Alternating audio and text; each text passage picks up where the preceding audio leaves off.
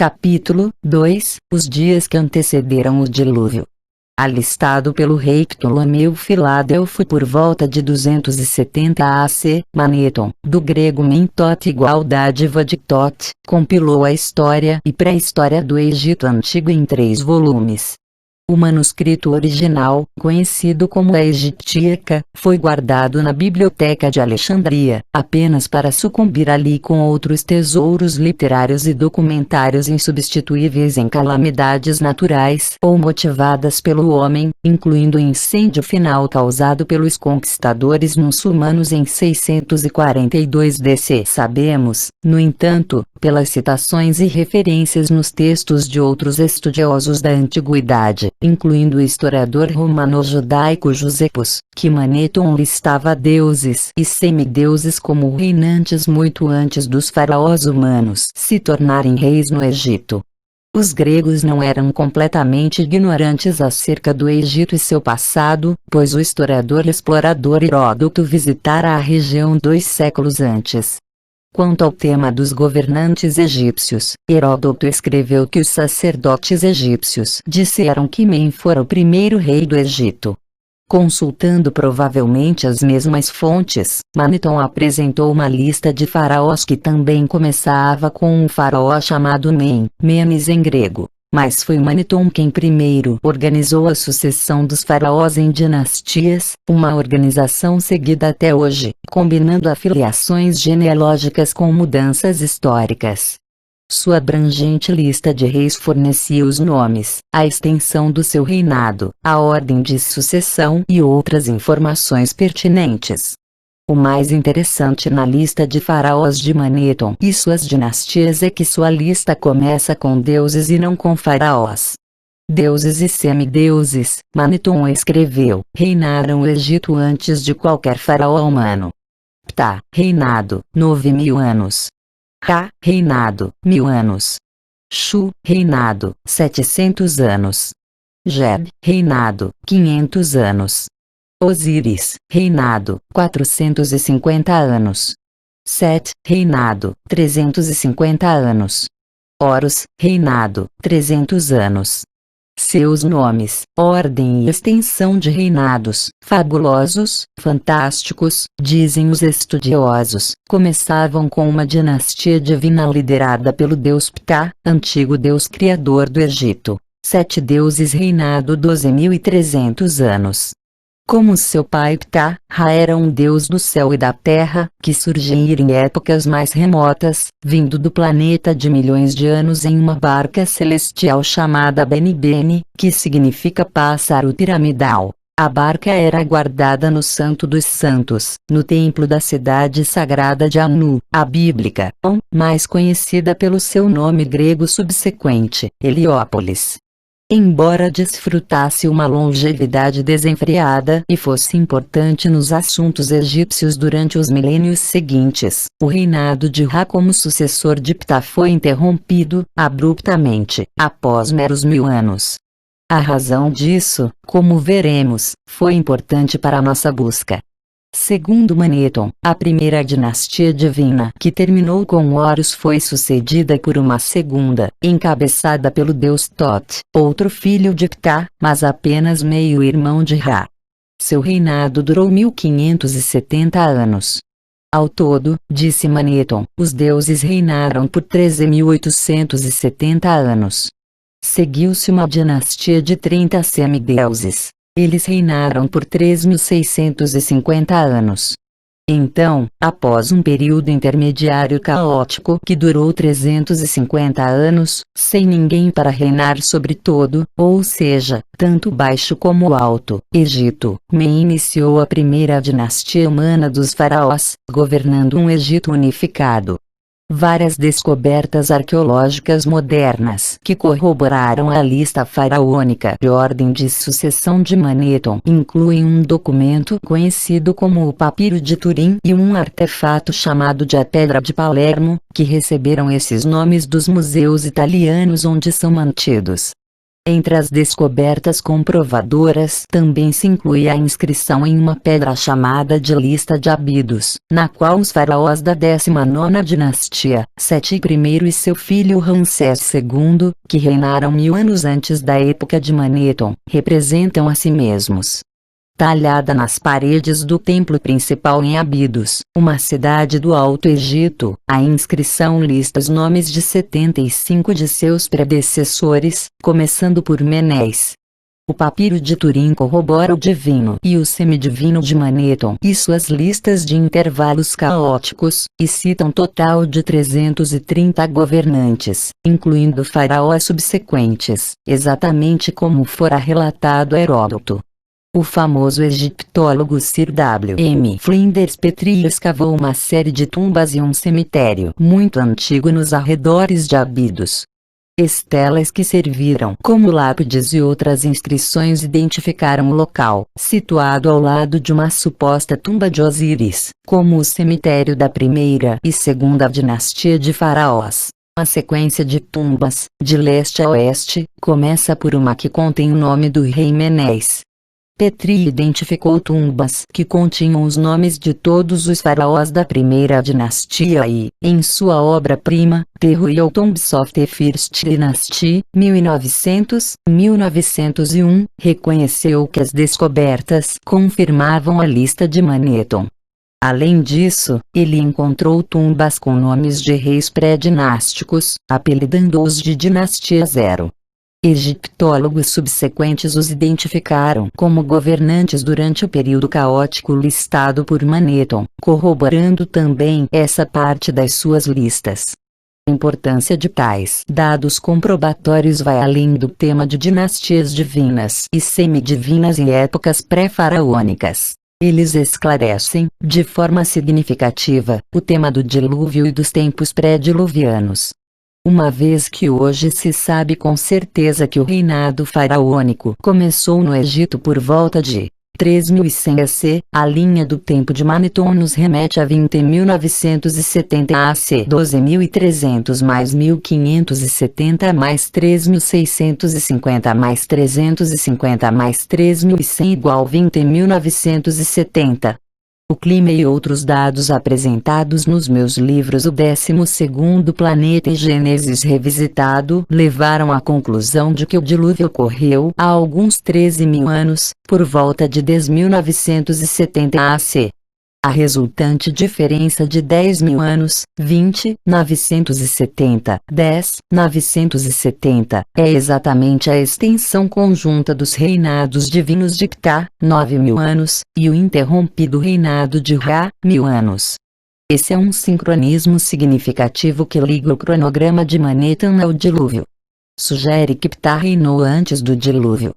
E confirma a realidade do dilúvio e seu momento, por um lado, e a veracidade dos dados divinos e semidivinos de Maneton, por outro lado.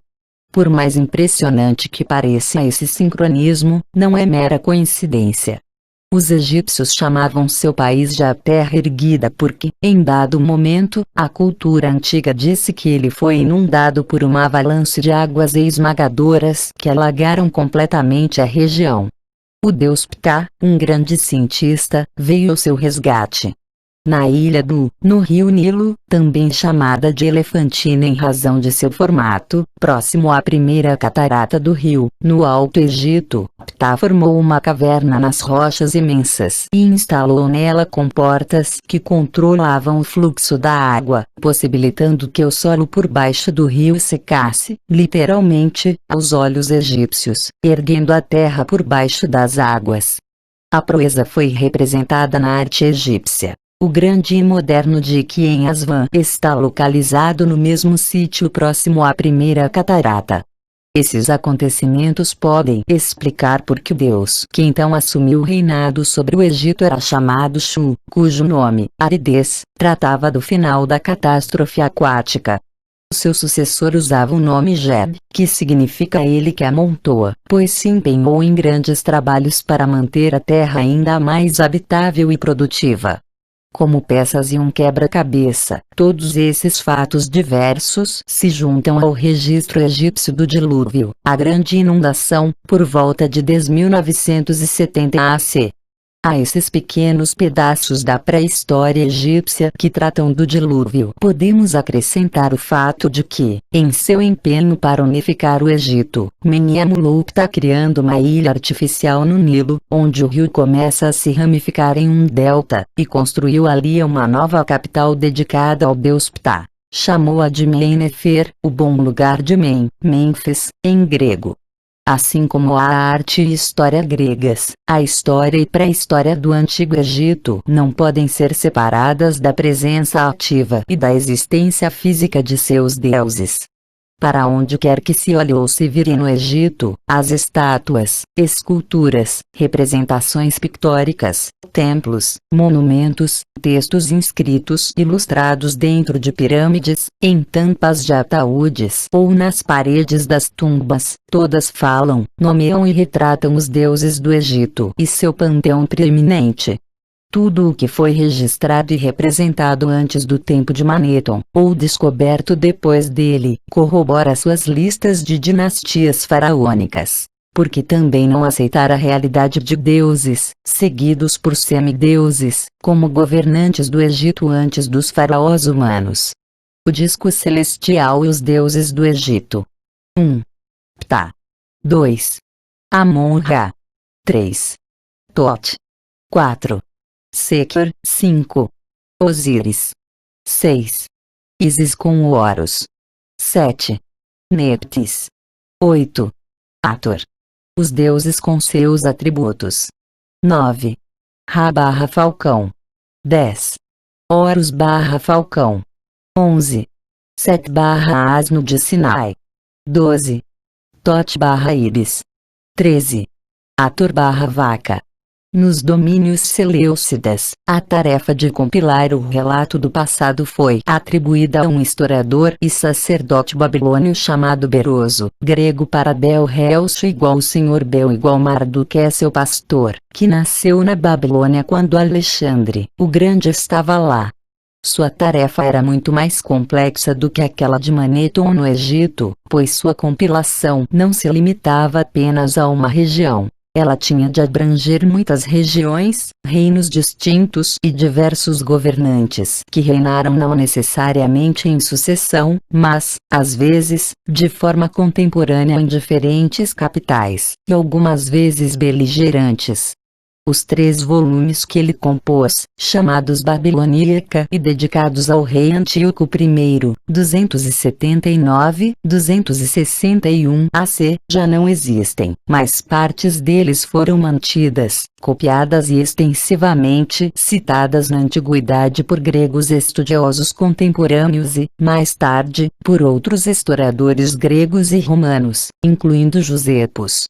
É por meio dessas referências e citações, coletivamente conhecidas como fragmentos de Beroso, que sabemos que Beroso optou por globalizar o assunto. Preferiu escrever não a história de uma nação ou de um reinado, mas de toda a terra. Não de um grupo de deuses, mas de todos os deuses da humanidade em geral. E como todos, deuses, semideuses, reinados, reis, seres humanos, civilização, vieram a existir. É a partir desses fragmentos que sabemos que Beroso dividiu o passado entre uma época antes da grande inundação e as eras subsequentes à inundação, e afirmou que, antes de haver homens, os deuses governavam a terra, sozinhos. Alexandre Poliístor, ou Polímata, um geógrafo e historiador greco-romano do século I AC, relatou em relação à era pré-diluviana que no segundo livro de Beroso estava a história de 10 reis dos caldeus, e os períodos de cada reinado, que consistiam, coletivamente, em 120 chars, ou 432 mil anos, chegando até a época do dilúvio. Caldeus era um termo usado para descrever os residentes com conhecimento astronômico na antiga Mesopotâmia. O número total de 432 mil anos englobava os reinados combinados dos 10 governantes listados, cujos reinados individuais duraram algo entre 10.800 a 64.800 anos. Os historiadores gregos que citaram Beroso explicaram que as grandes extensões dos reinados daqueles governantes eram, de fato, fornecidas em unidades numerais chamadas char, cada char, saros, em grego, equivalente a 3.600 anos. O historiador grego Arideno, um discípulo de Aristóteles que citou Beroso, deixou claro que esses 10 governantes e suas cidades ficavam na antiga Mesopotâmia e explicou como o período de seus reinados foi interpretado. Disse que o primeiro rei da terra foi Aloros. Ele reinou por 10 chars. Hoje, um char é considerado 3.600 anos. Depois dele, Alaparos reinou por 3 chars. A ele sucedeu Amilaros da cidade de Pantibibon, que reinou por 13 chars. Depois dele, Amenon reinou por 12 chars. Ele era da cidade de Pantibibon. Em seguida, Megalaros, da mesma cidade, 18 chars. Depois Daus, o pastor, governou pelo espaço de 10 chars. Posteriormente reinaram Anodacos e Eudocos. Houve, depois, outros governantes, e o último de todos, Cisitrus. Assim, ao todo, seu número equivalia a 10 reis, e o período de seus reinados a 120 chars. Apolodoro de Atenas, século II AC, também relatou as descobertas pré-diluvianas de Beroso em termos semelhantes. 10 governantes reinaram um total de 120 chars, igual 432 mil anos, e o reinado de cada um deles era medido em unidades char de 3.600 anos. De fato, todos aqueles que citaram Beroso afirmam que ele listou 10 governantes divinos que reinaram do início até a grande inundação, tratando o dilúvio como um acontecimento decisivo. Os nomes dos 10 governantes pré-diluvianos, representados com nomes gregos por aqueles que citavam Beroso, e a extensão de seus reinados, totalizando 120 chars, eram os apresentados abaixo. Embora a sequência de sucessões variasse, todas as citações concordam que um Alorus foi o primeiro e um Ziusudra foi o último. Alorus reinou por 10 chars, igual 36 mil anos. Alaparos reinou por 3 chars, igual 10.800 anos. Amelon reinou por 13 chars, igual 46.800 anos. Amenon reinou por 12 chars, igual 43.200 anos. Megalaros reinou por 18 chars, igual 64.800 anos.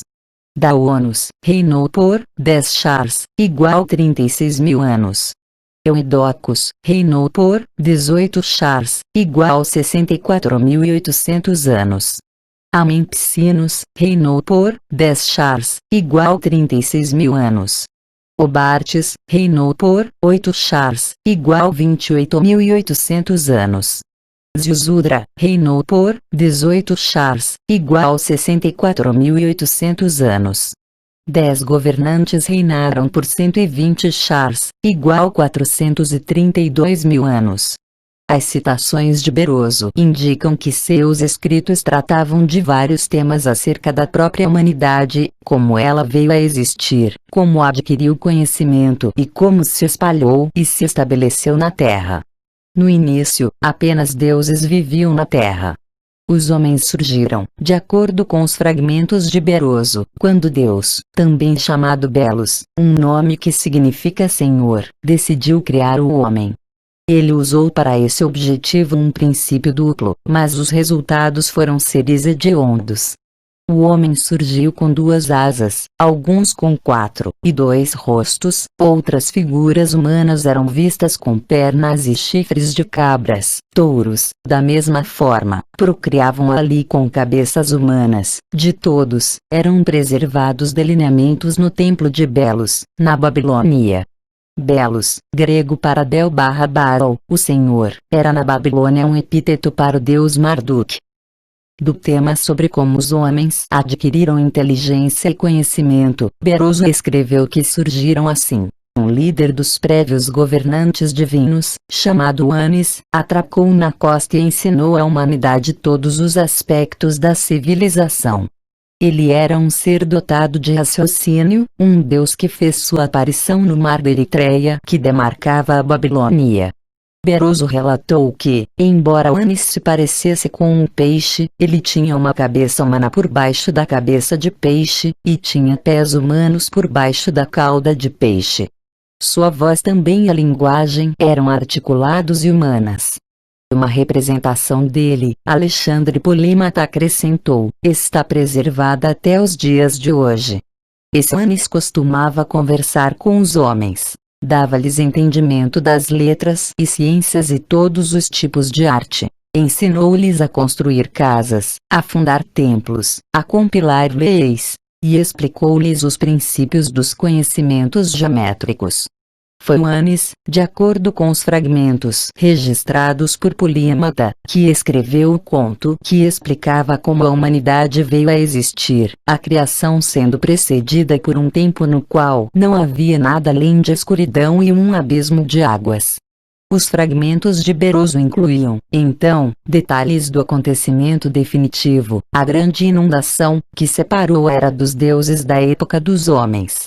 De acordo com Abdeno, Beroso relatou que os deuses mantiveram o conhecimento do iminente e devastador dilúvio como um segredo da humanidade. Mas o deus Cronos, nas lendas gregas, um filho do deus Urano igual Céu e pai do deus Zeus, revelou o segredo a Císitros igual o último chamado Ziusudra dos 10 governantes pré-diluvianos. Cronos revelou a Císitros que haveria um dilúvio no 15º dia de Daísios, e ordenou-lhe que escondesse em Sipar, a cidade do deus Shamash, todos os manuscritos disponíveis. Císitros cumpriu tais ordens, e navegou imediatamente para a Armênia. E, em seguida, o que o deus anunciara realmente aconteceu. Para saber se o dilúvio acabara, de acordo com as citações de Abdeno, Císitros soltou pássaros para procurar terra seca. Quando o barco chegou à Armênia, Císitros fez sacrifícios aos deuses. Ele instruiu as pessoas que o acompanhavam no barco a voltar para a Babilônia. E, quanto a ele mesmo, foi levado pelos deuses para passar o restante de sua vida com eles. O relato de Polímata era mais longo e detalhado. Após reportar que depois da morte de Ardates ou Obartes, seu filho Ziusudra reinou por 18 sars e em sua época a grande inundação aconteceu, Polímata reproduziu o conto caldeu desta forma. A divindade, Cronos, apareceu a ele em uma visão e deu-lhe o aviso de que no 15º dia do mês Daísios haveria uma inundação pela qual a humanidade seria destruída. Ele o encarregou de escrever a história dos começos, meios e fins de todas as coisas, até o momento presente, e a enterrar esses relatos com segurança na cidade do Deus Sol, em Sipar. A construir uma embarcação e levar nela, com ele, seus parentes e amigos. Ele deveria armazenar comida e água e colocar pássaros e animais a bordo, e zarpar quando tivesse tudo pronto. Seguindo essas instruções, Ziusudra construiu um barco, 5 estádios de comprimento e 2 estádios de largura. Prevendo algumas sobrancelhas levantadas em desaprovação por parte dos outros aldeões, Ziusudra foi instruído por seu deus a apenas dizer que ia navegar com os deuses, para rezar por bênçãos para os homens. Em seguida, ele levou a bordo sua esposa e filhos e amigos mais próximos. Quando a inundação abaixou, Ziusudra libertou alguns pássaros que, não encontrando comida, regressaram para a embarcação. Na terceira tentativa, os pássaros não regressaram e Ziusudra deduziu que a terra aparecera. Quando o barco ficou encalhado, Ziusudra, sua esposa, sua filha e seu comandante se dirigiram para a costa para nunca mais ser vistos, pois foram levados para viver com os deuses. Aqueles deixados a bordo ouviram uma voz oculta dizer-lhes que estavam na Armênia, e foram instruídos a retornar ao seu país e resgatar os manuscritos de Sipar e disseminá-los entre a humanidade. E assim o fizeram. Eles voltaram para a Babilônia, desenterraram os manuscritos de Sipar, fundaram muitas cidades, instalaram santuários e, mais uma vez, estabeleceram a Babilônia. De acordo com os fragmentos, Beroso escreveu que, no início, todos os homens falavam a mesma língua. Mas, depois, alguns dentre eles encarregaram-se de erigir uma torre grande e alta, de onde poderiam subir ao céu. Mas Bel, enviando adiante um furacão, confundiu seus projetos e deu a cada tribo uma língua particular e própria. O lugar no qual construíram a torre é hoje chamado de Babilônia. As semelhanças entre os contos de Beroso e aqueles do livro do Gênesis da Bíblia são muito óbvias. Elas se estendem para além do tema do dilúvio e se combinam em muitos detalhes. O dilúvio, de acordo com Beroso, ocorreu no reinado do 10º governante pré-diluviano, Ziusudra, e começou no mês da Isos, que era o segundo mês do ano. A Bíblia, Gênesis 7:12, da mesma forma, enuncia que o dilúvio ocorreu aos 600 anos da vida de Noé, no segundo mês. Noé sendo o 10º patriarca bíblico pré-diluviano, começando com Adão. Assim como Ziusudra/Císitros, Noé foi avisado por seu Deus de uma devastadora avalanche de água prestes a acontecer, e foi instruído a construir uma embarcação à prova d'água, seguindo especificações precisas. Ele deveria levar a bordo sua família, animais e pássaros, como Ziusudra fez. Quando as águas baixarem, ambos libertaram pássaros para ver se a terra seca reaparecia. Noé enviou 2 pássaros, primeiro um corvo, depois uma pomba. O barco de Císitros parou na Armênia. A arca de Noé parou nas montanhas do Ararat, que ficam na Armênia.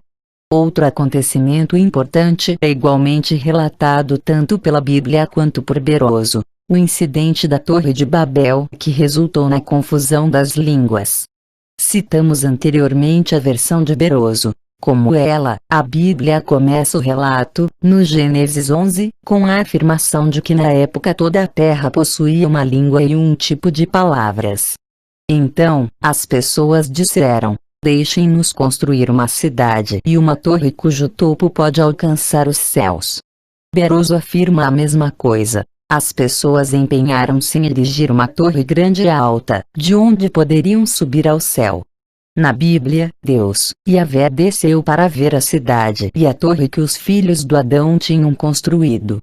Ele ficou preocupado e confundiu sua língua com o intuito de não se compreenderem e espalhou as pessoas pela face da terra. Beroso imputa a confusão das línguas ao Senhor, Bel, e atribui a dispersão da humanidade ao uso de um furacão por parte da divindade. Será que tais semelhanças significam que os capítulos de abertura do Gênesis são um grande fragmento de Beroso e que os compiladores da Bíblia hebraica copiaram Beroso? Provavelmente não, pois toda a parte da Torá da Bíblia hebraica, seus primeiros 5 livros, do Gênesis ao Deuteronômio, já estava selada, canonizada em uma versão final inalterada desde então, muito antes da época de Beroso.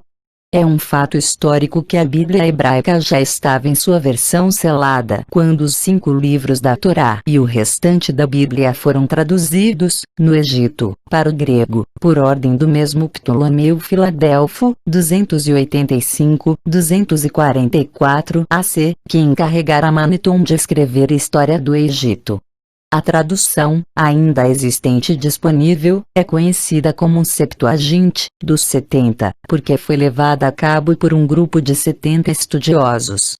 Uma comparação do seu texto grego com a Bíblia hebraica não deixa dúvidas de que aqueles sábios já tinham diante de si a versão canonizada da Bíblia hebraica como a conhecemos hoje, uma Bíblia que já estava em sua versão final antes da época de Beroso e Maneton. Então, Beroso utilizou a Bíblia hebraica como sua fonte? Isto também é improvável. Com exceção de suas referências aos deuses pagãos Cronos, Bel, Anis, Shamash, ausentes na Bíblia monoteísta, muitos detalhes de seus manuscritos não são encontrados na versão bíblica, por isso suas fontes tinham de ser outras além da Bíblia. Uma diferença muito significativa ocorre no conto da criação do homem, com seus contratempos aterrorizantes na versão de Beroso, em contraste com a tênue versão Vamos Moldar o Adão da Bíblia. Há diferenças em pormenores mesmo onde as duas versões condizem, como na história do dilúvio em relação ao tamanho do navio, e mais importante, sobre quem foi levado a bordo para ser salvo. Algumas das diferenças não são insignificantes. De acordo com Beroso, havia a bordo, além dos familiares próximos de Noé, vários de seus amigos, assim como um comandante habilidoso. E não era assim na Bíblia, onde constavam apenas Noé, sua esposa e seus 3 filhos com suas esposas. Esta não é uma questão secundária. Caso seja verdadeira, então a humanidade pós-diluviana, genética e genealogicamente, não provém apenas de um Noé e seus únicos 3 filhos. Todo o conto de Joanes, o Deus vestido como um peixe, vadeando em direção à costa para conceder civilização à humanidade, não se encontra em nenhuma parte da Bíblia. Também está ausente da Bíblia a referência a uma cidade pré-diluviana chamada Sipar, a cidade do deus Sol Shamash, e a custódia ali de cada manuscrito disponível.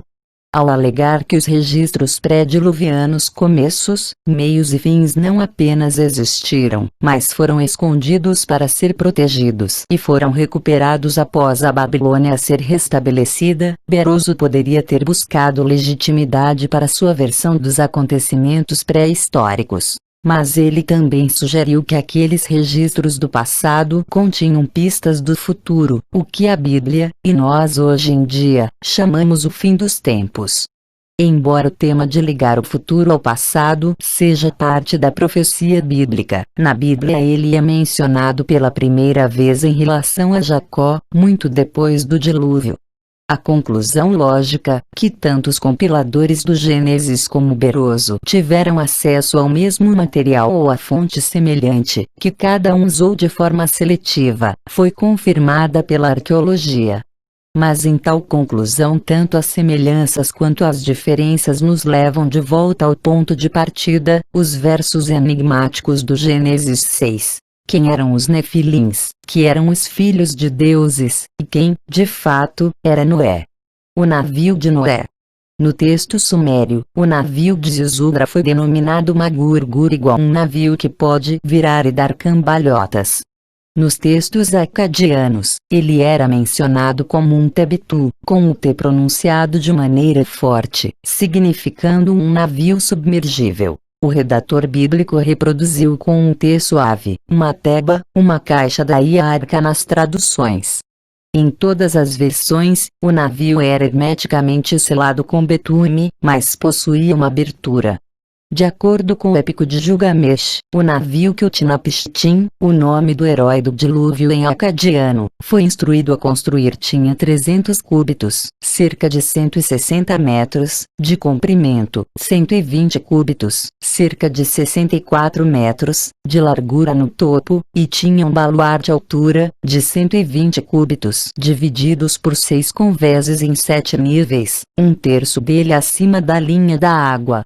O Gênesis 6 e 15 também relata um comprimento de 300 cúbitos, mas apenas 50 cúbitos, cerca de 27 metros, de largura, e apenas 30 cúbitos, cerca de 16 metros, de altura, com apenas 3 andares, o superior com teto incluído. No início do século XX, estudiosos da Bíblia fizeram comparações com os maiores navios de passageiros então conhecidos por eles. O Great Eastern, construído em 1858, tinha 207 metros de comprimento, 25 metros de largura e 14 metros de profundidade. O Cidade de Roma, construído em 1881, media 170,16 e 11 metros, respectivamente. O famoso Lusitânia, 1907, media 232,27 e 17 metros respectivamente. Seu navio irmão, o Mauretânia, foi o primeiro a ter 8 convéses. Aquelas proporções modernas de comprimento/largura/altura parecem concordar mais com a descrição bíblica. A Arca de Noé era tão extensa quanto a cidade de Roma, tão larga quanto Great Eastern e tão alta quanto Lusitânia.